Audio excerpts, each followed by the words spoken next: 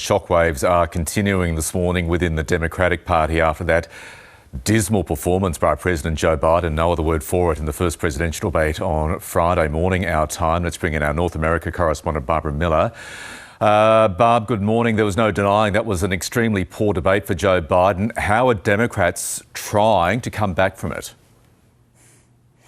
Well, from the president down, they are now acknowledging that fact. As you say, there's really no denying it. So they're saying, look, it was a bad night. Joe Biden has acknowledged that, he doesn't debate as well as he used to. He doesn't talk as well as he used to. And today on the Sunday talk shows here, we saw a number of senior Democrats come out and make that point. Everyone has a bad day. And they're trying to turn the conversation back on Donald Trump's performance in that debate, which is not getting nearly as much attention, and on the lies he told, the untruths he told during that performance.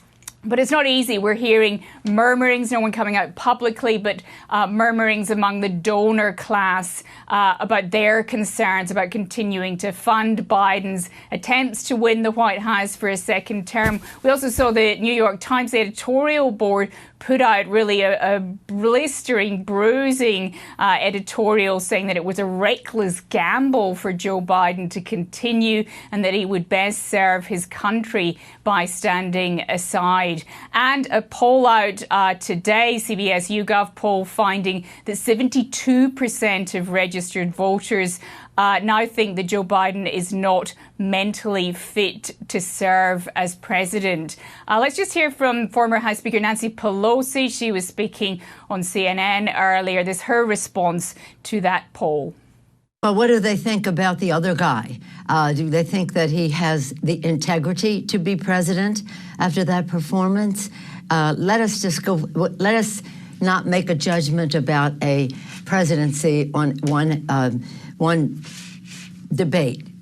Former Speaker Nancy Pelosi there. So, Barb, we are just over 4 months away from Election Day. What could a process to replace Joe Biden look like at this very late stage in the contest?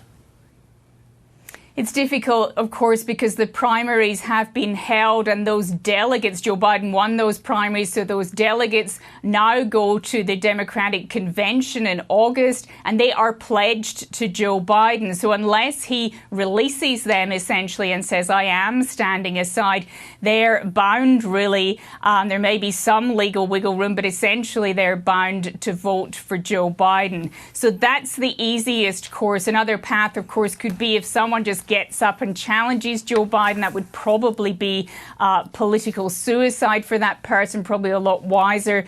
For the names that are being bandied around, there's a number of Democratic governors, for example, Gretchen Whitmer of Michigan, Gavin Newsom of California, to kind of bide their time. Look, we know that Joe Biden is at Camp David with his family today. That was already planned before the debate.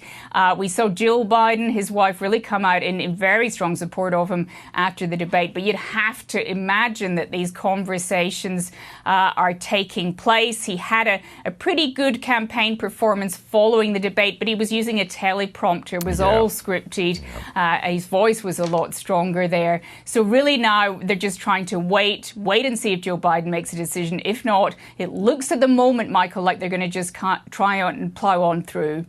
It certainly looks that way, doesn't it, Barb? Hey, thank you for your analysis and reporting this morning.